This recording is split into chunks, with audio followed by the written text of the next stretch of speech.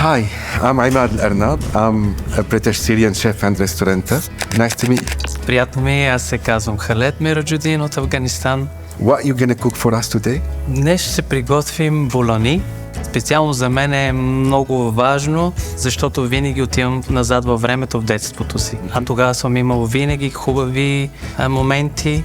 Sounds great. Let's do it Да together. започваме. Okay, please.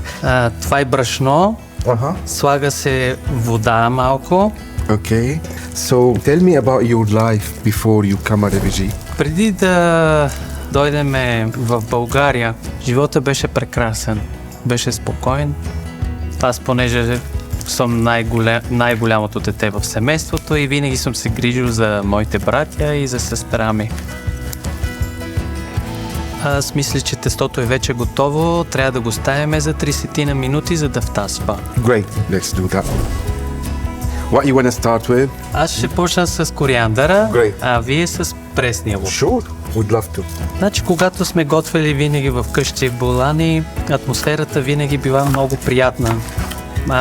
Майка ми винаги викаше, който идва пръв, ще има болани за него. И аз винаги съм бил първия и съм взел винаги боланите аз. И също така, докато майка ми винаги готвеше боланито, да наникаше си и така с любов готвеше манчата.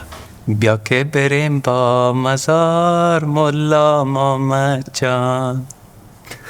Great. I think your mother voice is better than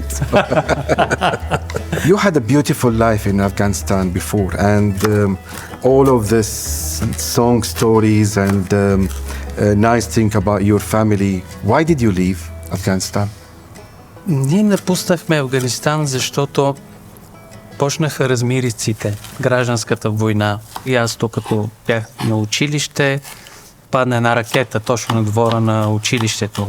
Щупиха се прозорците в класната стая и децата всичките се разплакахме, захванахме за учителката ни и така вече решихме лека по лека да напускаме Кабул. So now we have boiled and peeled potato, right? So what are you going to do with them? Сега взимаме ги, Okay. слагаме ги тук и почваме да ги мачкаме. Когато дойдохме в България, ние бяхме още малки, аз мисля, че бях на 10 годинки. Съучениците доста любезно, доста добре се държаха с нас, понеже ние бяхме чужденци и бяхме доста интересни и много добро поведение имаха децата с нас. But when did you feel that this is home? Интересно е наистина, да. През цялото време, когато живеех тук в България, си мислих, че моят дом е в Афганистан.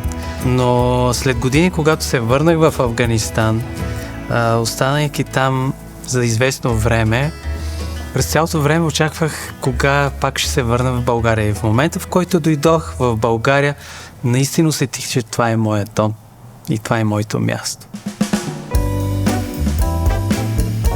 Please tell me, what is your future look like? Тъй като вече съм български гражданин и искам сега да си направя ресторант с моята съпруга и ще отворим ресторант. Before I let you go, I want to ask you one last question. What message do you have for those who have doubts about refugees in general? Do you have any message to them? Всеки беженец напуска дома си, защото живота му е в опасност. Затова нека да ги приемаме като хора, защото всеки заслужава втори шанс да започне живота си отново. Thank you so much. Thank you. Thank you so much. Thank you.